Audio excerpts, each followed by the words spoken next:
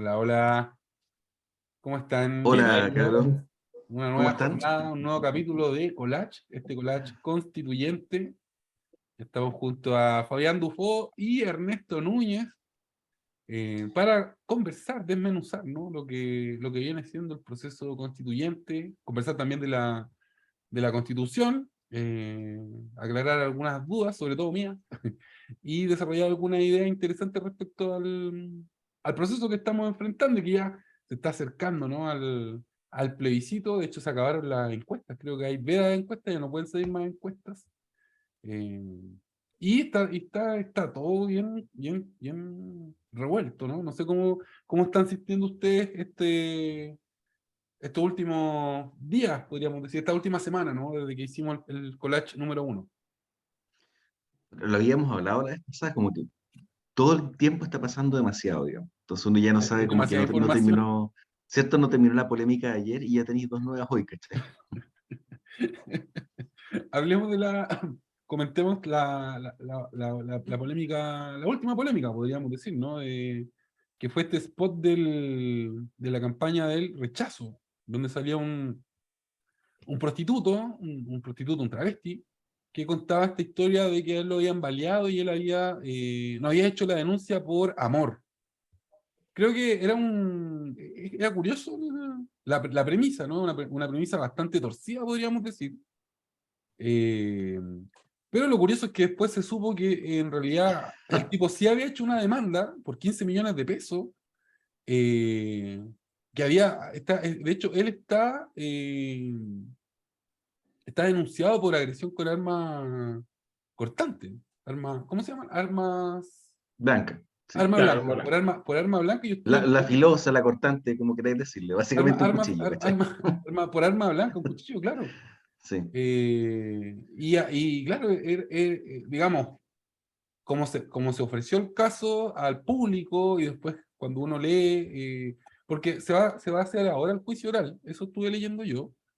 Digamos, es una versión bien, bien distinta, ¿no? A la que se está generando en el expediente judicial. Pues no sé cómo ustedes se han visto las franjas, qué opinan de este caso, si lo vieron, qué opinan de la polémica que se levantó, qué opinan también de esta idea de no denunciar por amor. ¿Qué les parece?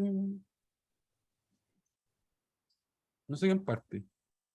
Un juez de Como, garantía como, podría dar a- una como, opinión. como abogados, como jueces, no sé, cuéntenme su parecer. Ey, el pase gol que recibí, digamos. Mire, Me la verdad, imagino, me imagino que quien Estrado ha escuchado más de alguna vez defender a alguien por amor no, o actuar en el nombre del amor, es digamos. que es todo tan distorsionado, ¿cachai? Porque resulta, como tú dices, Licho, que primero está este testimonio, que después se sabe que es un actor, ¿cachai? Que no es Es un actor. claro, que no es el personaje real que sufrió esta No, agresión. no, espérate, es que no, ojo, porque primero se supo que era un actor, y ahí todos pensamos que efectivamente era un caso que se había guionizado, como los casos de No, no, Mea pero Culpa, después, ponte claro, tú. después se Pero, supo que, pero que después se efectivamente supo había ocurrido, qué sé que yo. efectivamente esta Mm. situación la había vivido él, pero no de la misma forma. O sea, de partida él sí había hecho una demanda por 15 millones de pesos Sí, por daños, o sea, ¿cachai? lo que pasa es que no, a mí me cuesta un poco entender el mensaje que está detrás, que qué es lo que se quiso decir con esto del amor, esta especie como de amor como perdón, una cosa medio, sin ofender a nadie, los presentes medio católica, digamos, ¿no? De esto de que del perdón como algo superhumano, sobrehumano, como una Lo que forma de pasa es que, defenderse. lo ¿Mm? que, pasa es que la, Yo, la premisa de la campaña de rechazo, digamos, como la ecuación que ellos plantean es, esta es una constitución mala porque fue una constitución que no se hizo con amor. Ese es el eslogan. Esta constitución no fue hecha desde el amor, sí, pero a lo que entonces voy es que hagamos una constitución con amor y a partir de eso te tiran casos, ¿no? Como relacionados a esta sí, visión pero por del eso amor te que ellos digo ven. que es muy confuso, porque no, yo trato de entender qué se quiso decir, cómo uno puede llegar a amor, digamos, o a lo que uno entiende como podría, no sé, como interacción, sé que es redundante, pero yo entiendo una interacción amorosa, una interacción que beneficiosa, una interacción que llena los corazones de las personas, digamos, y este hecho de no denunciar una agresión, de verdad que no entiendo cómo uno puede derivarlo a amor. Claro, No me cabe en la cabeza, digamos, cómo esa actitud de no denunciar algo y de soportar una agresión puede ser amor, una cosa así como autoflagelante. Quizás es la forma que se entiende el amor, pero más allá de eso, más allá de este concepto de amor que tengo o no, o que se proponga o no, creo que es absolutamente errado. O sea, el hecho de plantear, no denunciar una agresión, sobre todo una agresión basada en, por lo que dan a entender la historia y lo que también tú dijiste, Lucho, y se sabe del caso original, una agresión basada en discriminación. Entonces, no, no, no, no hay nada amoroso ahí, digamos. No hay nada claro. comprensivo, no hay nada dialogante. Al contrario, hay una actitud de sometimiento, digamos, y someterse no es amor. Claro, por eso no sé Claro. cómo lo ves tú, Ernesto. No, de hecho, justamente esta semana había tomado o había retomado un libro de Octavio Paz que es La llama doble, y justamente, bueno, hay algunas menciones a estos amores eh, tan tóxicos, lo diríamos con el lenguaje actual. De hecho, hablaba de una obra que es de Teócrito, de la hechicera, en donde Simeta lo que hacía era machacar los huesos de su amado. Entonces era como, yo creo que, Claro, claro, esta versión tan, tan aguda, digamos, de qué manera esto es amor, y la idea que tú estás ahí generando también, mucho claro, la gente del rechazo ha venido hablando o generando esta idea primero con este eslogan de que construyamos la casa de todos, claro. que en el fondo, que como tú dices, en el fondo esto está haciendo una venganza, esto es una vendetta. Quiero machacar los huesos de los que hicieron esta constitución del 80. Esa es la versión que estamos escuchando hoy día, sin Claro. duda. Claro, yo creo que por ahí también parte, aunque claro, es muy extraño porque finalmente, y volviendo a algunas de las cosas que hablamos en el capítulo anterior, esta manera de disfrazarse de alguna forma. Eh, Incluso creo que lo leí no sé si fue Tironi, que lo habló en el fondo, que formó parte de la campaña del no. Acuérdate Ah, también también, pues cuando eso fue hubo... una polémica de la semana anterior, digamos, ¿no? Donde la campaña de Exacto, rechazo ocupó el puente donde exacto. se grabó el spot original de la campaña del no, el vamos a decir que no. Claro, pues ahí Entonces, también claro, hubo todo un... aprovechando todos estos recursos que finalmente, eh, claro, uno debería pensar dónde están ciertos límites, como de alguna forma. Esos límites que son Es, prudenciales de alguna manera también. eso yo creo que es súper importante como pensar, cuando, digamos, cuando se supo todo esto, ¿no? Que primero este tipo era un actor, que le habían pagado, se rumorea que le pagaron como 1,5 millones por hacer este spot, y después se filtra, ¿no? No sé cómo se llama, la carpeta judicial o la investigación, en lo que va, ¿no? Los testimonios, lo que se ha sabido. La SAP, Eh, el SAP siempre se filtra ahí. El SAP es claro, como un registro La, interno de la la, fiscalía la radio que no Bio Bio debía lo filtró, filtrarse. la radio Bio Bio lo filtró, y de hecho la historia es bien, o sea, por lo menos es curiosa, porque este tipo era un personal training que comienza a trabajar para esta familia, empieza a ir todas las semanas a entrenar a toda la familia, porque era un matrimonio con hijos. Entiendo que ahí se involucra sexualmente con el padre de familia, y finalmente, claro, termina como en la persona que da el testimonio, el prostituto, termina funándolo en el trabajo. Ahí hay un rollo con unas pesas, con una plata que se supone que se debe, y bueno, termina con un baleo o una herida con arma cortopunzante, por decirlo de alguna forma. Es un caso bien enrevesado, bien raro, pero también me gustaría llevarlo un poco más allá, y tiene que ver con esta visión del amor, que es una visión del amor que a nosotros mismos hemos recibido de alguna forma. No en este caso específico, quiero decirlo, porque yo creo que acá no hay cero amor. Probablemente hay una relación de clientelar, ¿no? Hay una transacción de dinero a cambio de sexo, ve tú a saber, pero a mí me tinca que va más por ese lado. Sin embargo, cuando entramos a hablar del amor también, me gustaría hacer la reflexión, por ejemplo, en el caso de Martín Larraín, ¿no? Donde su papá, Carlos Larraín, eh, digamos, se la juega por salvar a su hijo, ¿no? Por salvar a su hijo de la cárcel.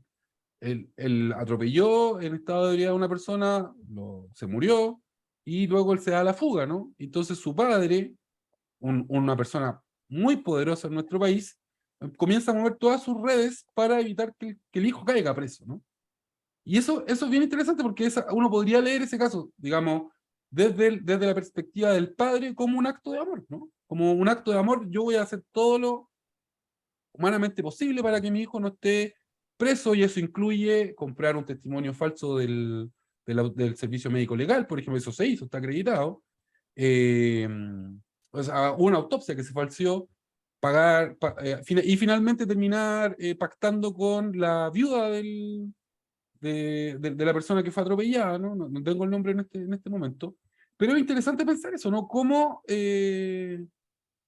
esta forma de entender el amor, ¿no? Y creo que es mucho más complicado, porque acá los tres somos padres, por ejemplo, ¿no? ¿Cuáles son los límites de este amor? O también lo podríamos llevar al caso, no sé, pues si hay muchos casos donde existe violencia intrafamiliar y las parejas no denuncian por amor, ¿cachai? Como con la esperanza de que cambie, con la esperanza de arreglar la familia, no sé cómo lo ven ustedes. Yo sé, no es estrictamente el caso que se propone en el rechazo, pero me quiero tomar de esto para desarrollar como estas formas de amor tóxicas de las que hablaba el Ernesto. ¿Es tóxico, por ejemplo, el caso de Martín Larraín? ¿Cómo lo ven ustedes? ¿Es un amor tóxico? O sea, yo creo que es más parecido al fenómeno del amor tóxico, por así decirlo. em, el segundo supuesto que dice, digamos, el de la violencia de género o intrafamiliar. Porque lo que hay ahí es una relación de dominación. ¿M? Una relación de dominación de un individuo, generalmente el varón, que mediante una serie de actos, ya sean psicológicos o físicos, ejerce poder sobre otra persona. ¿M? Claro, Y creo que tiene más que ver con el mensaje que se dio en la franja, este ejercicio de poder que yo perdono, y ese perdón como acto de amor. ¿Cachai? claro. Y Sí. eso en el fondo, legitimar una relación de poder tóxica. Ahora, ¿tiene eso que ver con la constitución actual? Quizás sí, la legitimación de un poder tóxico, digamos. O sea, yo entiendo que también dentro de las cosas que la Constitución, eh, o por lo menos lo que ha sido parte de los eslóganes de la campaña del apruebo, es que también en esta parte que precisamente estamos hablando de la violencia más doméstica, de lo que guarda relación con los temas de género, en el fondo vendría a ser un cisma, y que en el fondo finalmente esta Constitución nos permitiría, o habría más herramientas legales para poder controlar aquella cuestión. Pero a mí me generan evidentemente muchas dudas, porque como dice finalmente Luis, detrás de ciertas situaciones extremas, como por ejemplo la que hablaba del padre, o del amor del padre, en este caso, sea como fuera, pero una Claro, Carlos demostración Larraín. de amor, eh, cuestiones que los principios constitucionales a veces, y de pronto como para poner un poco en la mesa del debate, cuestiones que uno dice, ¿qué tan profundo pudieran marcar a una sociedad en términos de un cisma, de la regulación, al menos si lo quisiéramos mirar de esa forma, y si esto realmente puede ser posible llevarlo? Porque a mí también, por ejemplo, me genera muchas dudas, no solamente este concepto de amor, este concepto que estamos analizando, sino también ¿qué tan, qué tan neoliberal vamos a seguir siendo? Porque también es un tema que, desde mi posición, o al menos de algo que yo por lo menos he podido analizar, creo que la sociedad es neoliberal hasta en los huesos. Entonces, la verdad que va a ser, Claro, los cambios que se produzcan a nivel constitucional, claro, pueden marcar una nueva visión legal, pero de qué manera eso va, como utilizábamos la palabra, el capítulo también, permear finalmente en todos los procesos. Incluso a propósito de esta misma idea que les lanzo, cómo desde ya están estos otros preacuerdos que ha firmado incluso los que están de acuerdo con las modificaciones constitucionales que se proponen. Es claro. decir, De hecho, creo haber analizado también parte de esta comparación que había de este acuerdo en caso de que no ganara el rechazo, ganara el apruebo, finalmente en cómo se está conjugando en que va a ser bastante difícil sacar esta idea digamos, que está como preconcebida, que está en los huesos de. Yo creo que estás en lo correcto, o sea, en el sentido de que la nueva constitución, si es que es aprobada, por supuesto, va a ser un cambio de paradigma, pero un cambio de paradigma en áreas específicas y muy relevantes, pero probablemente no en el modelo liberal. No sé si neoliberal, porque sí hay un cambio ahí. O sea, entendido de neoliberal como un estado que deja ser y se limita a verificar mediante entes regulatorios que los privados compitan en forma leal. Acá no, pues acá el Estado social de derecho lo que hace es precisamente un rol activo del Estado en el aseguramiento de estos derechos. Entonces yo creo que ahí sí hay un cambio de paradigma relevante. Pero también creo que en el capítulo 3, que es precisamente lo que queremos ver hoy, el, bueno, hay al menos dos cambios de paradigma importantísimos más. Uno es el paritario, la constitución feminista, por así decirlo, y el otro es el que Claro, está más en boga esta semana, que es la constitución ecológica. ¿Mm? O sea, claro. yo no logro entender muy bien cómo se va a generar esta figura de asignarle derechos subjetivos a la naturaleza. Pero más allá de esa discusión que es más técnica, lo importante acá es que se está reconociendo la naturaleza como protección, protegiendo a la naturaleza en sí misma, independientemente o no de que la habite o que sea útil por una persona. Claro. Entonces, yo creo que ahí sí hay dos cambios de paradigma relevantes, pero comparto con Ernesto que una cosa, y esta es una crítica que yo le hago a la franja de la prueba, ¿Mm? que es crítica media, porque entiendo que tenían que operar de ese modo, pero una cosa es que se apruebe la Constitución y otra cosa es que eso se lleve a la práctica. La Constitución, como yo siempre decía en la universidad, no es un libro de hechizos. ¿Mm? Acá no es porque tú anotes algo en un papel o en un código o en una constitución y vaya a ocurrir. Por ejemplo, no es que tú vayas a prohibir la colusión y mágicamente va a dejar de pasar. No es que tú vayas a proteger la naturaleza y nunca más va a contaminarse.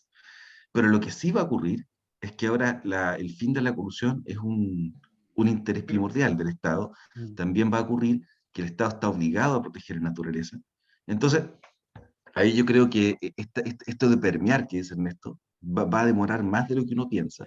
Pero yo Y creo eso que, puede generar defraudación de expectativas.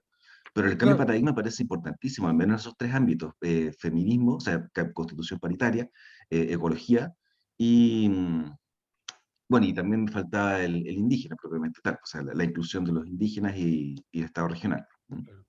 respecto a lo que dice Ernesto de que somos neoliberales hasta los huesos, yo estoy de acuerdo, ¿no? Podría decir, crecí en un entorno neoliberal y tiendo a ver las cosas, muchas de las cosas, a leerlas desde el mercado, ¿no? Como hasta el amor se podría decir que a veces uno lo lee, lo podría leer así como una cuestión transaccional.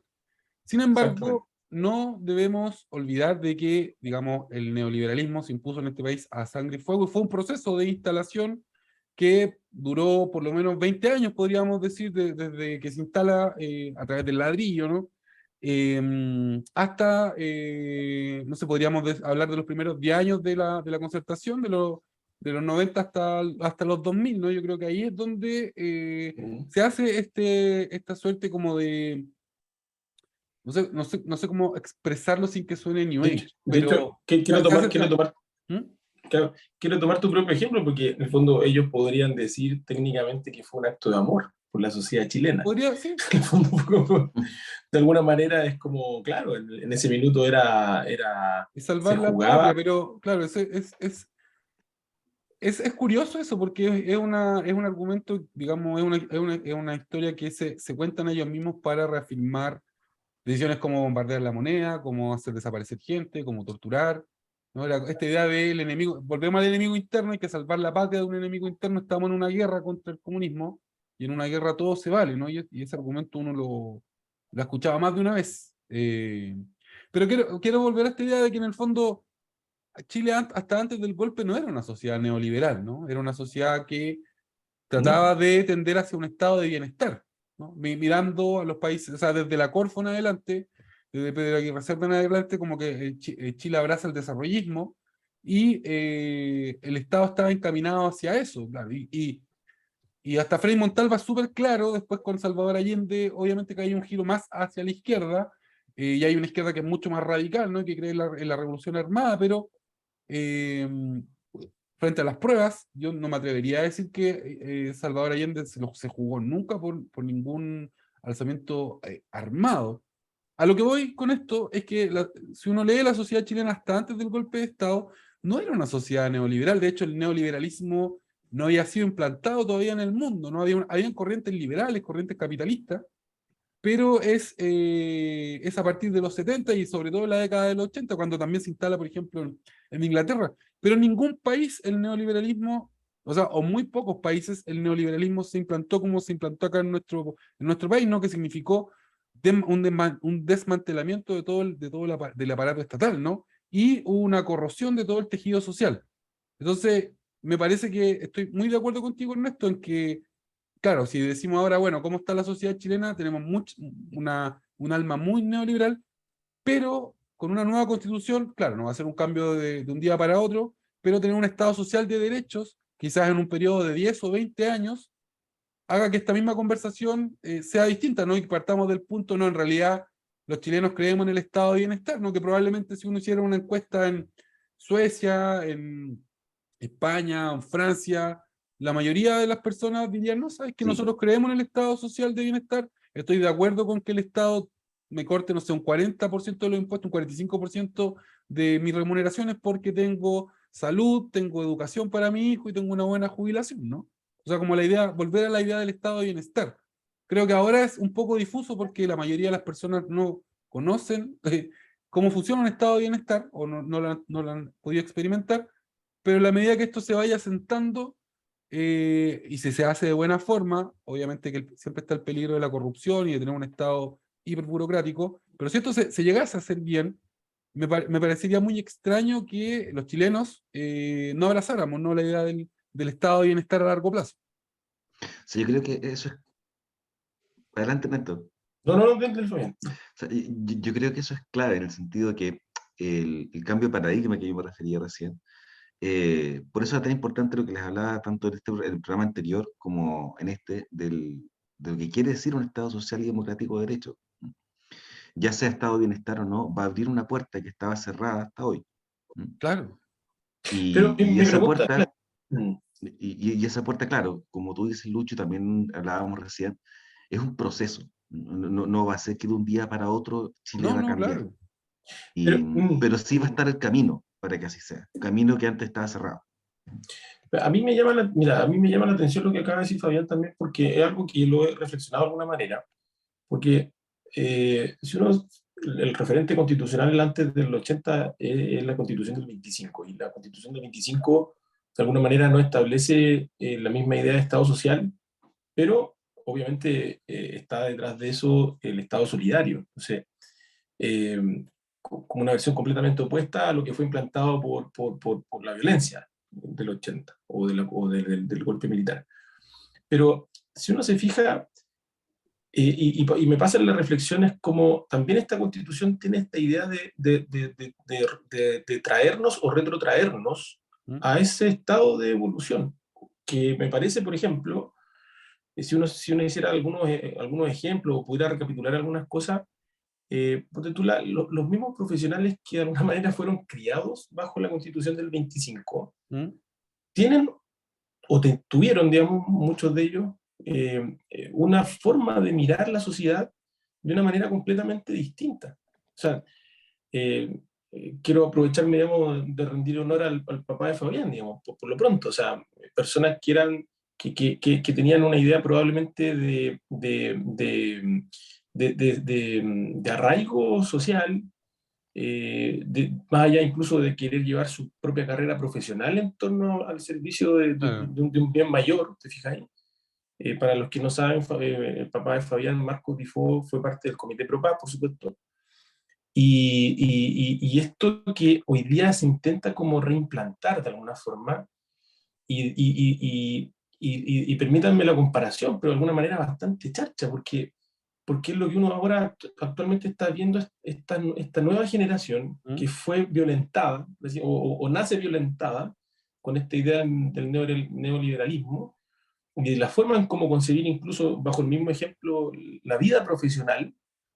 Y hoy día lo que tenemos son caricaturas. O sea, por ejemplo, yo mismo, este mismo ejemplo de los derechos humanos, ¿Mm? cuando yo miro, por ejemplo, los profesionales que están detrás, sé que hay muchos de ellos que sí, evidentemente, forman parte de una trayectoria completa, que han dispuesto mucho de sus vidas profesionales en torno a esto, pero muchas veces, o la gran mayoría de las veces, sirve para caricaturizar ciertas cuestiones, finalmente. Entonces, la reflexión apunta a que esta idea de reimplantar o de retomar estos principios que nos parecieron buenos en algún minuto, la duda es realmente, estamos preparados para poder retomar estas ideas buenas del pasado. No sé si siento que soy un poco más escéptico de que eso pueda suceder. Yo estoy un poco menos escéptico. Luis, perdón, Ujú. citaba el programa pasado de Gabriel Salazar. Yo también, bueno, él es un historiador marxista, tiene no sé si teoría es la palabra correcta, pero él habla mucho de los procesos históricos. Y cómo los procesos históricos no tienen que ver tanto con las cúpulas o la forma que siempre hemos enseñado la historia y aprendido la historia, sino como esta memoria histórica que el pueblo tiene atrás, digamos. ¿Mm? Y creo que esa memoria histórica del pueblo es lo que se ha manifestado en este borrador, para bien o para mal. Claro. Por eso me parece interesante que la Convención Constituyente, que era algo que hablábamos también la vez pasada, hasta 154 personas que lograron ponerse más o menos de acuerdo, pero bastante de acuerdo, 2/3 de acuerdo en lo que querían decir, son como nunca, diría yo, una manifestación de ese proceso histórico chileno, de lo que está detrás de la evolución histórica de Chile, no de sus instituciones, no de las empresas del Estado, no de presidente tras presidente, sino de la evolución histórica que había atrás como pueblo. Y que era lo que siempre o quería el pueblo, se tradujo ahora en esta generación actual, digamos, más allá de que no sea una generación la que esté formando la constituyente, hay muchas generaciones ahí, pero en esta generación, en el año 2020, la memoria histórica chilena se tradujo en estas demandas de identidad, porque es una constitución, se ha hecho como crítica, yo creo que no es, no, a mí no me parece algo criticable que sea una constitución identitaria. O sea, están desde, claro, indígenas, mujeres, minorías sexuales, disidencias, perdón, sexuales, y también están los bomberos por ahí metidos. No estoy equiparándolos, pero me refiero a que la Constitución reconoce muchos intereses, porque Claro. somos muy distintos también en Chile, y hay muchos intereses y están reconocidos en la Constitución, y ese proceso histórico tendiente a la igualdad, tendiente a la solidaridad, yo creo que se refleja en este borrador. Claro. O sea, yo creo que frente a la pregunta que se hace Ernesto de si estamos preparados para una constitución, un Estado que tienda al Estado social de bienestar, eh, yo creo que nunca las sociedades están preparadas. De hecho, en Europa el auge del Estado social de bienestar es posguerra, ¿no? Es como después de que ya fue el holocausto total, literal, ¿no? Hubo Claro, exterminio, pero justo, pero, claro. pero por eso a eso voy, ¿no? Como que todas estas ideas de, bueno, necesitamos estados que cubran, ¿no? Las necesidades básicas, el piso mínimo, digamos, en el que de convivencia tiene que ser tan alto que no tengamos estas fracturas sociales que nos lleven nuevamente a, eh, a tener guerras, ¿no? Guerras Sí, o sea, de nivel sea, claro. lo que quería decir con mi intervención era que me parece que sí está preparado el país, digamos, porque es una traducción de lo que el mismo país quería. Entonces, yo creo que el país sí está preparado. Ahora, lo que no sé si está preparado es la clase dirigente del país. ¿Mm? En el sentido de que el temor que produce el cambio tan radical que va a haber, es razonable que aquellas personas que estén en una posición de poder se vean amenazadas en esa posición de poder y tratan de no perderla. no es que la gente sea mala, sino que sencillamente todo el mundo quiere mantener una posición. O sea, yo mismo, por ejemplo, a veces pienso que, y esto va a ser desde el punto de vista netamente egoísta, yo no estoy ni, ni por asomo cerca de una posición de poder, soy un ciudadano más de este país, digamos, pero aún así hay aspectos de la Constitución que uno diría, personalmente a mí no me gustan porque eventualmente me van a perjudicar como individuo. Por ejemplo, uno podría asustarse con más o menor fundamento del fin de la asignación de un fondo único de salud y qué va a pasar con eso y preocuparse. Pero es lo mejor, pero es la forma más adecuada para proteger la salud, según la mayoría de los expertos, digamos, Claro. para generar un sistema de salud más, no solo más igualitario, sino que mejor. Y eso puede efectivamente, o puede tener el riesgo de perjudicar a algunas personas que están actualmente en una posición cómoda. Y me parece humano que esas personas se sientan amenazadas. Claro. Y yo creo que esas Creo que, personas pueden tener más, esas personas que están en una posición cómoda actualmente, pueden pueden asustarse. Y a la medida que uno esté cómodo, puede ser O incluso una sea, persona que no está en muy buena situación, pero puede sentirse cómodo igual. O el temor a lo desconocido también es muy importante. O sea, lo que ya, yo ok, creo, estoy bien. no, mira, ¿Mm? escuchándote y escuchando a Ernesto también, lo que yo creo que acá lo que colisiona finalmente son los intereses creados a partir de toda esta estructura neoliberal que se monta a nivel empresarial, ¿no? Porque cuando tú privatizas los derechos sociales, como el caso de la salud, por ejemplo, tienes un montón de gente que está haciendo muy buenos negocios con la salud y quizás están ofreciendo un servicio acorde a lo que ellos cobran. Sin embargo, eso sistémicamente no es, podríamos decir, a nivel sistémico no es bueno para la sociedad porque para que eso exista de la forma que existe en nuestro país, se tiene que dejar un 70% de la población. Entonces, con esta nueva constitución, tú dices, bueno, en realidad tenemos que integrar un sistema único de salud, el negocio de la ISAPRE, el negocio de las clínicas se va a tener que desarmar o reorientarse, porque la nueva constitución no prohíbe que exista la salud privada. Eh, entonces, obviamente que eso va a afectar directamente derechos económicos, intereses económicos, creados no por esta industria preexistente de todos los derechos sociales que se privatizaron. Lo mismo va a pasar en el caso de la educación, ¿no? Ya vimos todo, todo el disgusto que generó cuando se intervino con los colegios particulares subvencionados, ¿no? Entonces, yo creo que también por ahí mucho del rechazo o de las aprensiones respecto al cambio que significa la nueva constitución es porque esta nueva constitución evidentemente va a afectar intereses económicos de partes que son interesadas tanto en la educación, en la salud, en el sistema de pensiones. A lo que yo voy es aquí, porque claro, uno cuando dice intereses económicos puede pensar, qué sé yo, en la Coca-Cola o en multinacionales, pero también puede pensar en un sujeto o una persona que se siente cómoda en su situación actual y dice, bueno, está bien, yo actualmente estoy relativamente bien, me Claro, endeudo, qué sé yo, pero estoy bien y ahora me van a cambiar las reglas del juego. Entonces, claro, a lo que quiero decir es que el temor a lo desconocido es más fuerte en la medida que uno es mayor. Por eso me da la impresión que las generaciones más adultas, o sea, adultas no es la palabra, más viejas precisamente, para que andamos con eufemismo, les va a costar más aprobar, y en cambio van a ser más tendientes al rechazo. Y aquellas personas que están en una generación más joven van a querer el cambio y van a, en cambio, ser más reacias al rechazo. claro, yo claro. quiero cambiar un poco de lo que estaban analizando, que me parece bien, pero algo que Lucho lo deslizó a propósito de los cambios traumáticos que finalmente modifican o hacen modificar los aspectos fundamentales o los principios de una sociedad.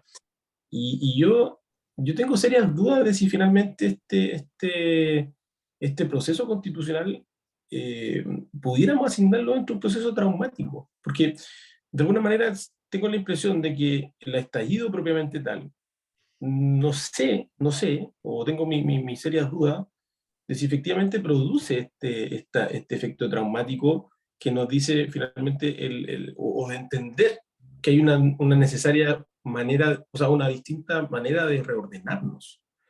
Porque yo tengo la impresión de que este acuerdo político que se hace antes de la hecatombe que pudiera haber sido el quiebre institucional, supongamos haciendo ciencia ficción ¿Mm? digamos, con una Con renuncia de Piñera Piñera, arrancando en un helicóptero, ¿no? Como pasó en Argentina. ¿significa? Hubiera sido realmente un efecto más traumático, mucho más complejo de vivir.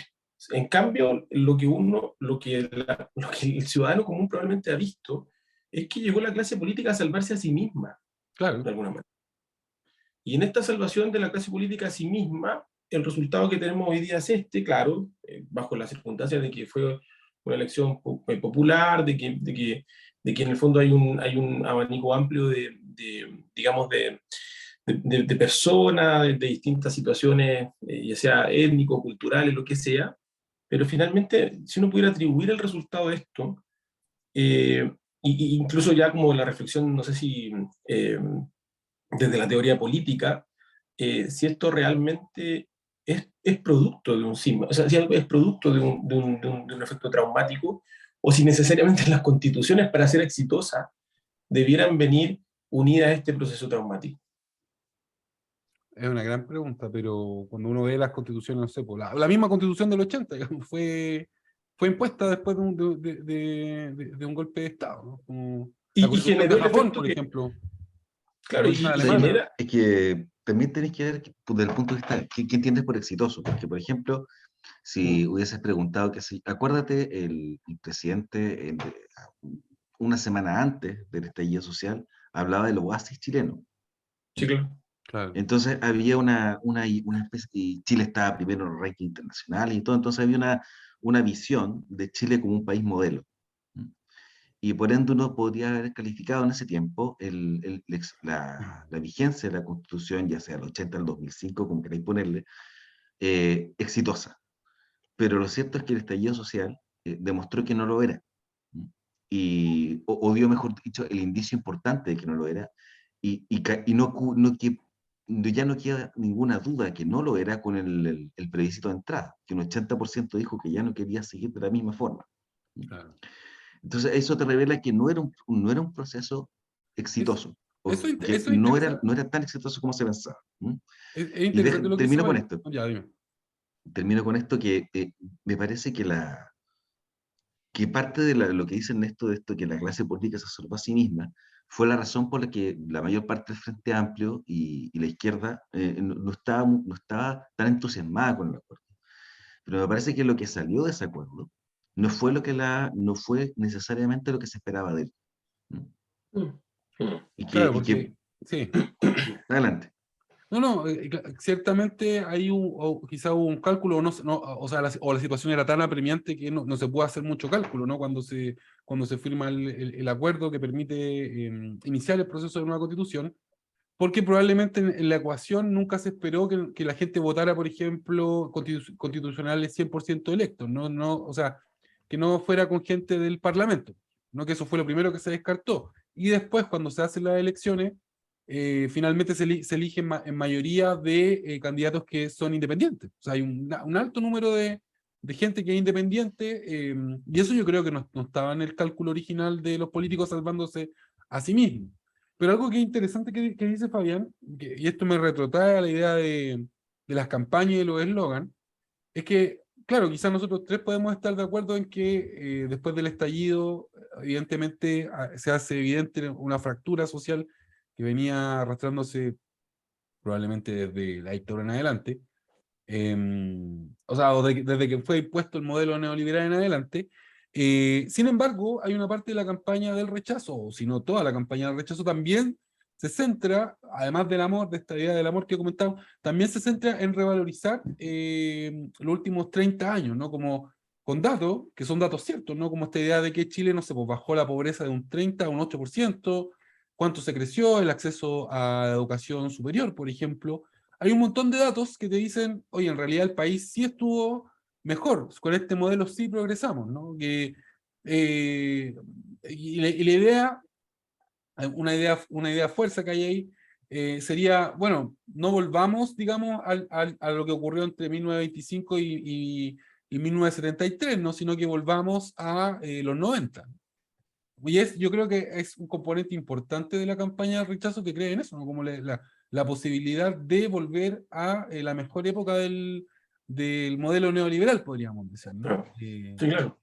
Y yo no lo veo como una posibilidad, ¿eh? Yo de verdad, Yo creo que honestamente no lo veo como una, el, pero siento que hay una parte del rechazo, si no todo el rechazo, que está apostando por eso, ¿no? Como una vuelta a los 90, como una vuelta a este modelo que nos hizo tan exitosos en la región. o sea, yo creo que el problema no está en el éxito de esa década, sino que en la palabra volvamos. ¿Sí? O sea, yo creo que el hecho de mirar con nostalgia una época, no de ser esplendorosa, pero sí productiva, digamos, porque es cierto, como tú dices, Lucho, que el país mejoró durante ese tiempo.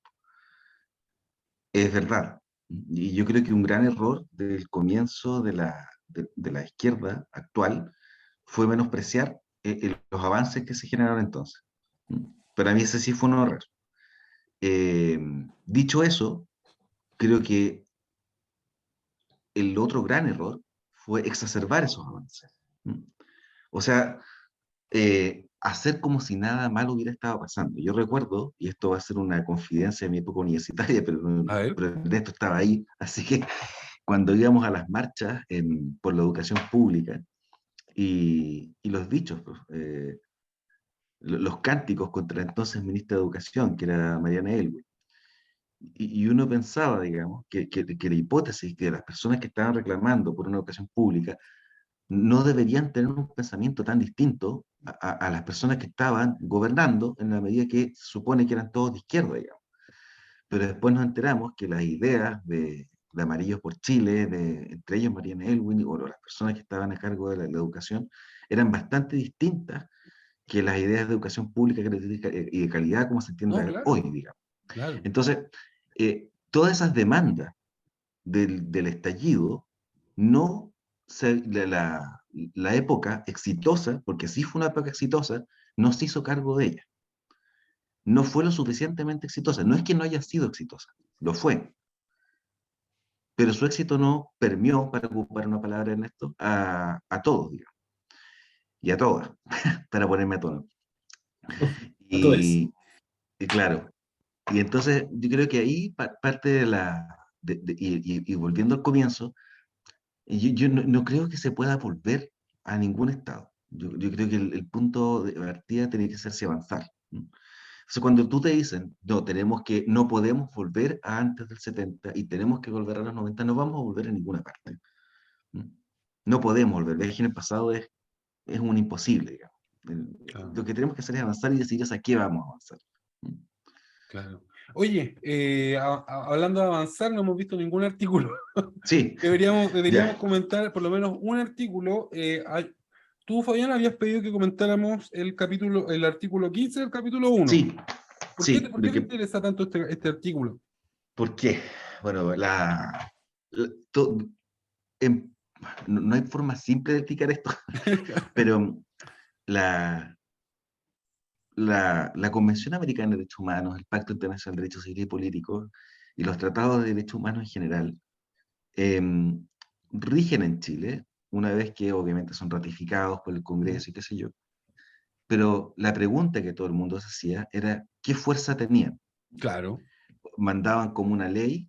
¿Mandaban a nivel constitucional, Oye, ojo, supraconstitucional? recordemos que hablando de toda la apertura o todo lo que significó el neoliberalismo para nuestro país, Chile es uno de los países que más tratados internacionales tiene, sobre todo son tratados de libre comercio, ¿no? Parte de la estrategia de abrir al país significó hacer un montón de tratados internacionales con... Sí, pero lo que te estoy comentando ¿Mm? tiene que ver solo con tratados internacionales de derechos humanos, No, no, no claro, con claro, los pero tratados de digamos, comercio. para la gente que no es especialista en derecho, obviamente, Ah, vale. tú hablas de tratados internacionales a seca y dices, bueno, o sea, recordemos que también, por ejemplo, está bueno, los tratados de libre comercio con Estados Unidos, por ejemplo, ¿no? Que regulan cuestiones como de derechos intelectuales, de propiedad industrial.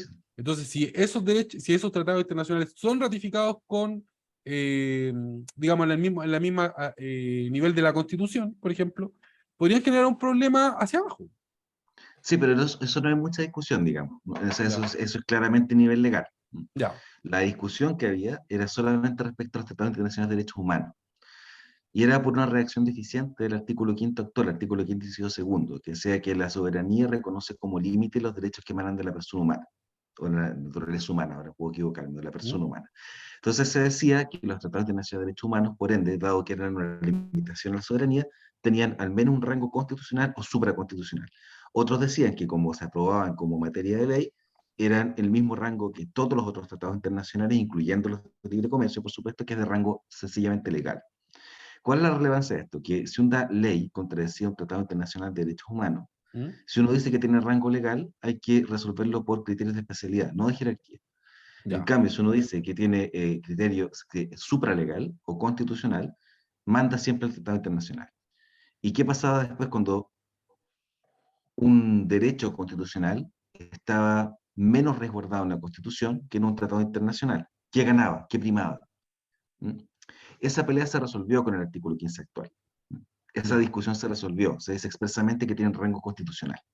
Oye, Es- una pregunta para ustedes que son abogados, ¿y cómo se hacen los derechos humanos? Porque los derechos humanos se han ido ampliando a lo largo digamos, de la historia. Pues partieron siendo algunos derechos humanos y entiendo que ya vamos a los derechos humanos de tercera generación o cuarta generación, no sé. Estamos en la cuarta, man. ¿Vamos a la cuarta? Casi quinta.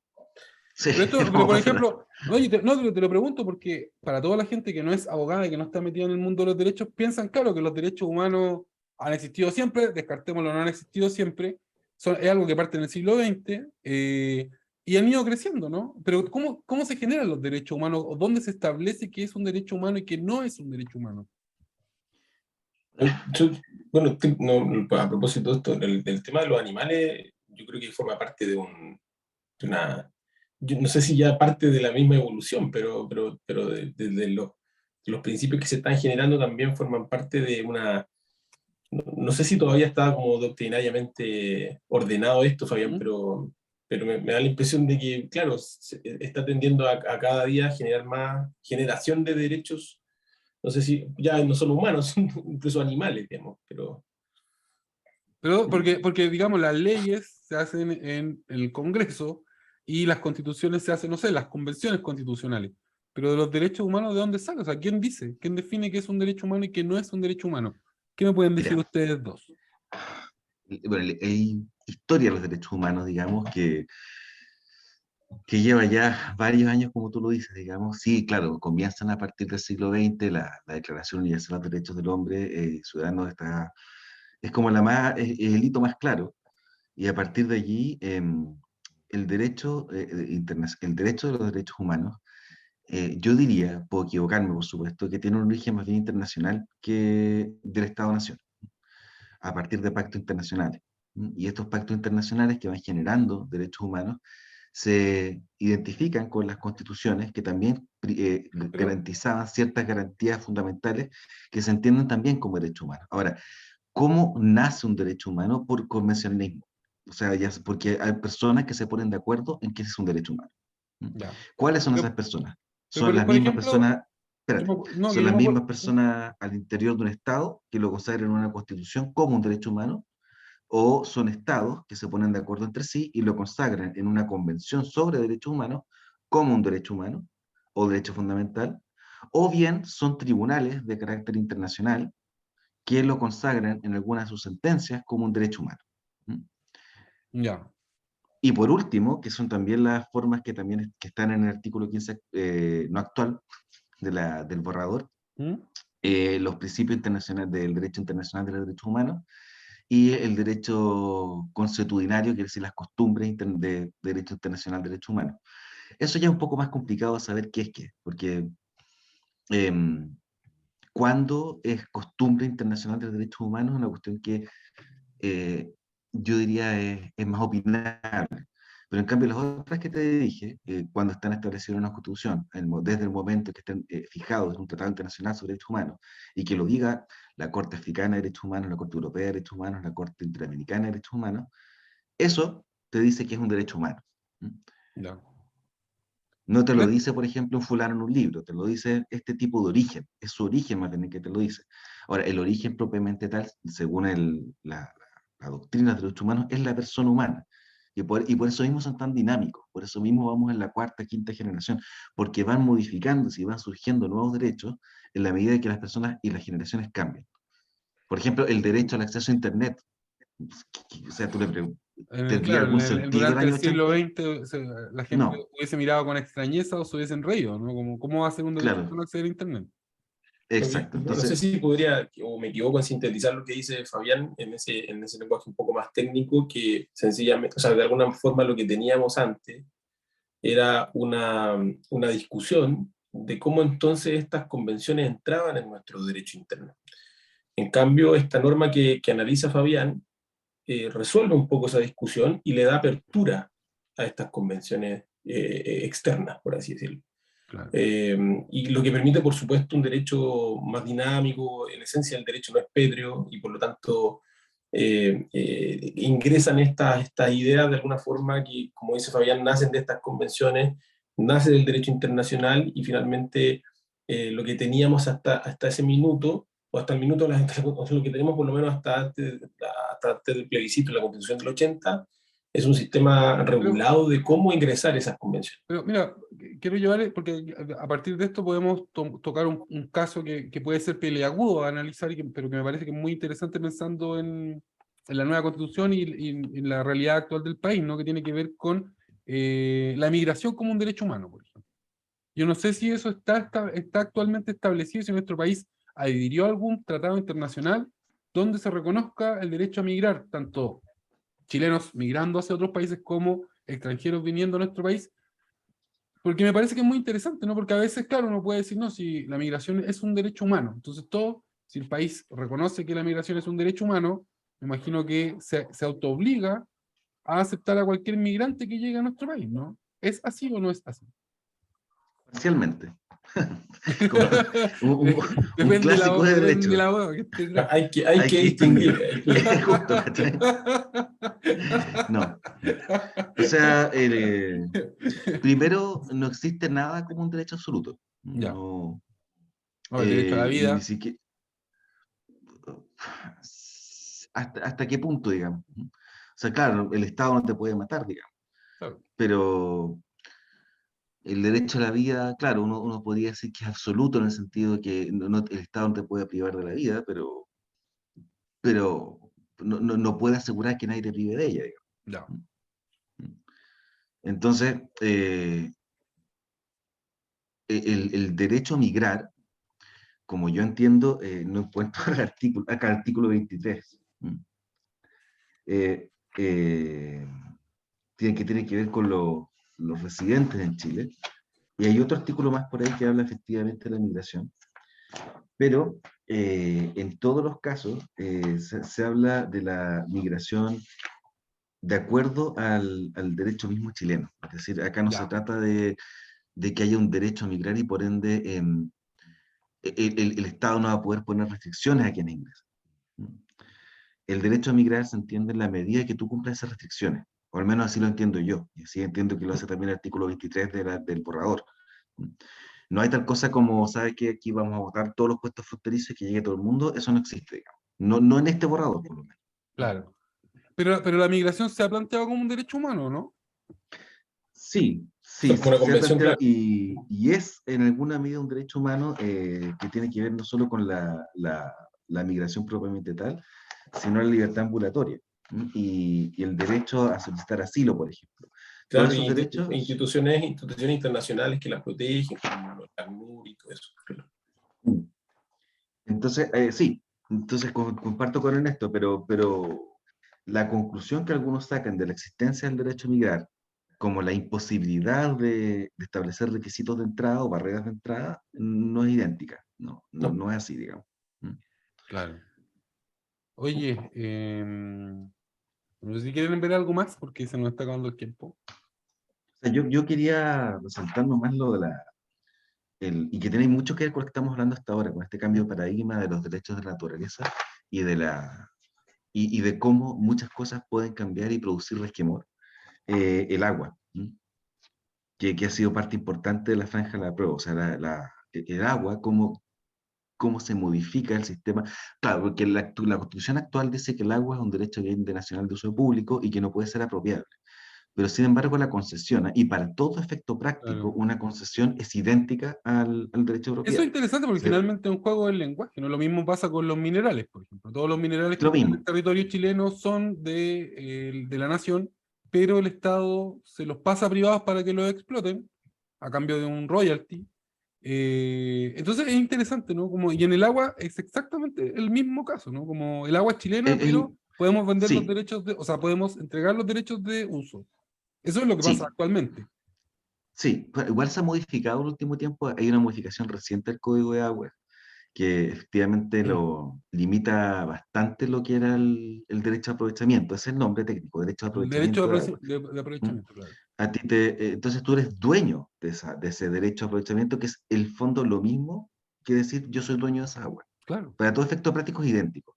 Aunque digas que el Estado es dueño del agua, que todos somos mentira, eres dueño Espérame, tú, digamos, que de hecho, me acordé de un tweet que leí ayer, era un tipo que hablaba de, hay una pareja, como una pareja de abuelitos en Osorno, tienen un pequeño campo de 150 hectáreas y se lo arriendan a una empresa que es Nestlé, incluye los derechos de riego. No me acuerdo cuántos litros por segundo eran, ¿cachai? Pero, digamos, el tweet en el fondo hacía ver de que era súper malo porque esta gente ya no le iba a poder seguir vendiendo el agua a Nestlé para que regara el campo, ¿cachai? Una situación que, digamos, uno dice desde fuera, claro, probablemente si yo fuera dueño de un campo y tengo derechos de agua, insisto, claro, mis intereses personales colisionarían con el cambio que propone la nueva constitución, ¿no? sí, Que entiendo que se va a hacer lo que una... pasa es que ¿Mm? la nueva constitución lo que hace es regular esto ya no desde el punto de vista del interés del privado, sino de la nación, Claro, o de mejor dicho, del Estado.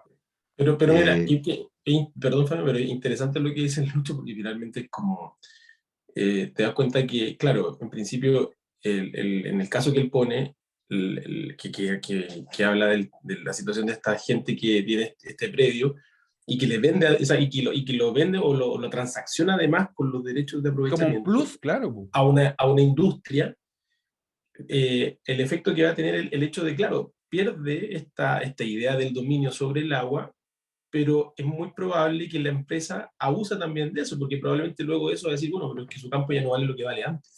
Y por lo tanto, lo que yo le pago a usted es lo que ahora ya no corresponde que le Hay que pague descontar esto. el agua. Y finalmente caemos en el mismo, un poco lo que hablábamos al inicio, o sea, seguimos siendo tan neoliberales que finalmente esto de alguna manera va a hacer que las reglas del mercado sigan operando de alguna forma. sí, no, porque ahora ya no va a ser el mercado el que regule el uso del agua.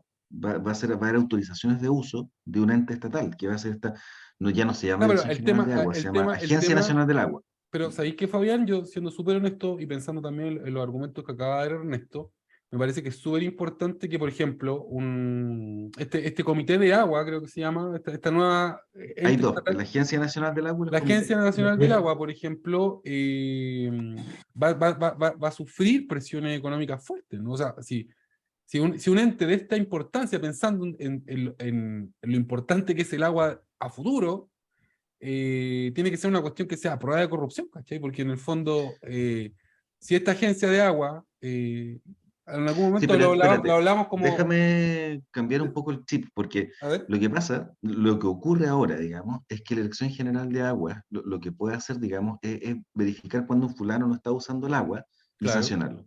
Pero no puede tener ningún control sobre cómo alguien usa su derecho de aprovechamiento. claro, porque esos En derechos cambio, ya lo se que, distribuyeron, ¿no? claro, y eso no se puede. O sea, sencillamente, la Dirección General de Aguas no tiene esa facultad. La Claro. Agencia Nacional del Agua sí la va a tener.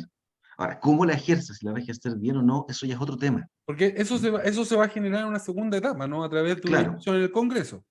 o sea, sí, no, Claro. porque eso ya, las autorizaciones de uso que reemplazan los derechos de agua ya están en la Constitución propiamente tal y las reglas transitorias. Ya. Entonces eso va sí o sí. Lo que puede dar origen después a indemnizaciones contra el Estado y qué sé yo, pero eso va. No, claro, pero Entonces, lo que yo ¿Mm? quiero decir con esto es que puede que haya presiones, puede que la Agencia Nacional del Agua esté, de hecho lo más probable es que esté sometida a influencias, pero por lo menos va a tener la posibilidad, va a tener dentro de sus facultades regular esto, que hoy Claro, día no es regulable. claro. Es Ese es interesante el porque cambio. yo ahora estaba pensando, por ejemplo, a partir de lo que veíamos del caso de este campito de 150 hectáreas en Osorno, Es lo que pasa, por ejemplo, con las patentes de los taxis, ¿no? O sea, tú tenías un Nissan B16, un auto que te puede costar usado 3 millones, y lo tenés con la patente del taxi, y ese mismo auto que vale 3 millones usado, te vale 15, 16 millones, ¿cachai? Entonces, un terreno con derecho de aprovechamiento de agua, yo le pago al tipo de la Agencia Nacional de Agua, oye, dame unos derechos, y tengo una plusvalía al Sí. tiro, pensando con el chip neoliberal que hablaba Ernesto, que evidentemente no nos podemos hacer los inocentes respecto a cómo va a funcionar una parte de la sociedad, ¿no? Tratando de buscar la triquiñuela para obtener un beneficio económico que va a ser muy grande, pensando en la importancia del agua. Sí, no, porque la diferencia actualmente es que si tú tienes un derecho de aprovechamiento de agua, salvo que tú no lo uses, nadie te puede cuestionar. Claro, ya. En cambio, en el otro, si tu derecho de aprovechamiento, si tu autorización de uso y está dejando sin agua a gente, por ejemplo, sí te la pueden dejar sin efecto, sí te la pueden limitar. Ah, ya. Eso es algo que es importante, ¿no? Como, O sea, y por eso me interesaba resaltar el régimen de las aguas en el borrador, porque es algo que la franja ha hecho mucho énfasis y que está bien que la saquen brillo, digamos, porque es una, sobre todo con las sequías que van a venir a futuro, es un aspecto claro, importante. claro. Claro, por ahí alguien sacó el meme, en el futuro el próximo capítulo de la Franja del Rechazo nos van a decir que regar los paltos y dejar a la gente sin agua es un acto de amor. Por las plantas, claro. Claro, y por los billetes, pues, pero no, está muy Todo lo interesante. verde, digamos. Chiquillos, se nos acabó el tiempo, tenemos que terminar ahora. ¿Les parece que en el Pero próximo capítulo hablemos largo y tendido del agua? Me parece que es un tema súper importante. No sé, bueno, lo definimos ahí en nuestro grupo en la reunión de pauta. en la reunión de pauta. Sí, Ya, Sí. pues no, despidámonos. Bueno, Ha sido un gusto, como siempre. ya pues, un abrazo. ya pues, Cuídense un abrazo mucho. gigante, nos vemos, cuídense. Chau, Chau. Chao, chau. chao.